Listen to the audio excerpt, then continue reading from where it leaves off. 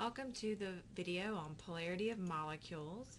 I want to go ahead and say that I have a video, the lab video, if you're taking my class, where we go over this even more. So it should help with practicing this and looking at it. But at this point, the previous video, hopefully you've watched it because it talks about the polarity, what polarity means, and what are polar bonds. Okay, this video is following it by showing you how we can look at a molecule, not just a bond. All we looked at in the previous video was just a single bond. Okay, this video is going to show you if we look at a molecule as a whole to determine if it's considered polar or non-polar. Okay, so it does still depend on the polarity of the individual bonds. That's what we did last video, so we'll look at that. But it also depends on the shape of the molecule when you look at the whole molecule to determine if it's polar or non-polar. Non-polar molecules, either they have no polar bonds, so they're non-polar, okay, or they have bonds, dipoles. They may have bonds with polar bonds with differences in electronegativity, but they cancel. Okay, and so this is what's unique about this video. Okay, polar molecules generally have polar bonds, which is what we looked at, a difference in electronegativity, or they have bonds that have dipoles that do not cancel each other. Okay, and so we're going to look at that. It's some examples here. Just kind of leave it at that, and then the lab video also helps with this. So first, you identify all the polar bonds based on electronegativity differences. So we did this in the previous video. Okay, and then you look at the shape. Okay, so you determine the shape around by counting the groups, and then decide if the dipoles cancel or reinforce each other. All right, so we have a carbon here.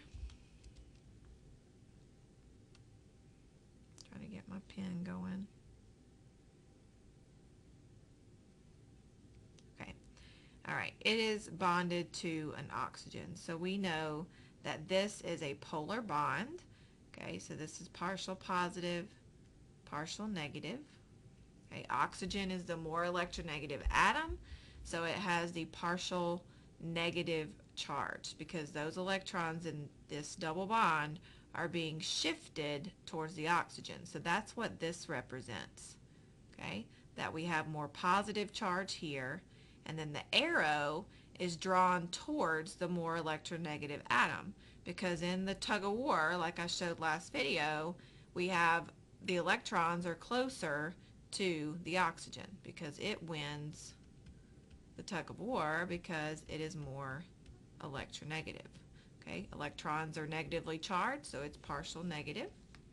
Okay, here we have three polar bonds. So if you look all through here, okay, it sort of shows you all of the polar bonds that we have. Okay, carbon and hydrogen, the difference is only 0.4 in electronegativity, so this is considered to be non-polar. Okay, so if we look here, we just basically have one polar bond. Yeah, it's a double bond, but we can see that the electrons are being shifted towards the oxygen. So if you just have that one polar bond, then this is going to be a polar molecule.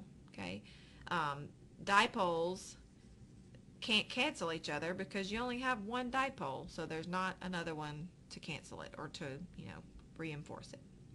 Okay, here we have three polar bonds, all that are pulling at the same strength. So fluorine, fluorine, and fluorine.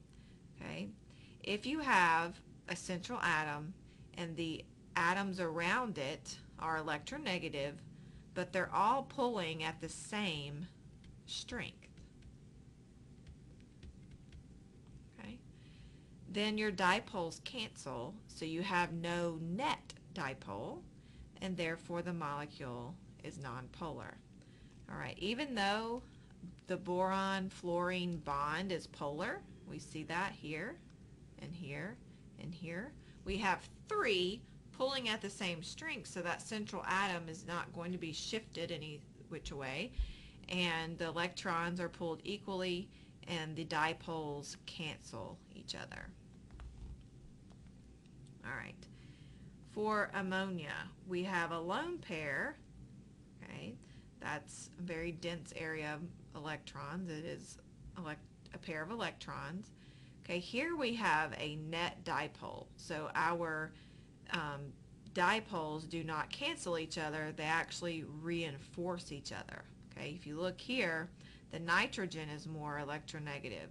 Okay, so the electrons are being pulled towards the nitrogen, here towards the nitrogen, towards the nitrogen, so they're all reinforcing each other.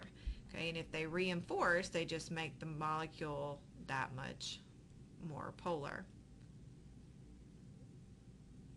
Okay, here we have hydrogens, which there's no net dipole or dipole there, but then we have 2 chlorines, okay, that are pulling. So if you think about that, or if you could build a model of that, okay, they're still a dipole that's reinforced or being reinforced this way, okay, and this makes a polar molecule. Okay, so one way to think about this is if you have one bond that's polar, there's no way to cancel that dipole out, so it has to be polar. If you have a central atom, okay, that has, and this is of course nonpolar.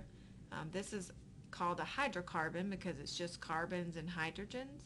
This is considered to be nonpolar because there's no difference in electronegativity, or very small. It's just 0.4. So this would be nonpolar. Okay. Now I want you to think about if we had this molecule here, but let's change these hydrogens to chlorines. Okay. Now we have 4 chlorines around the central atom, and now they're all pulling at the same strength. Okay, so if you have an atom and it has all of the same atoms around it, they're going to pull at the same strength and they cancel each other. Okay, and so if you have, I'll redraw it just so be sure you can see it. So carbon tetrachloride here. Okay, this would be non-polar. Okay, this one is polar because we have a reinforcement here. These hydrogens are not polar. But here we have 4 polar bonds and they cancel each other. Okay, we can't cancel out all of these. Okay, and the same for anything, even with a lone pair. I mean, it changes reactivity. So even if you look at water, for example, okay, it is very polar. Okay, it's got those lone pairs on there. You automatically just, I mean, it is polar. And if you think about it, everything's being reinforced. So your oxygen's pulling harder on the electrons, and then you've got lone pairs also pulling on the oxygen, so it makes it very polar.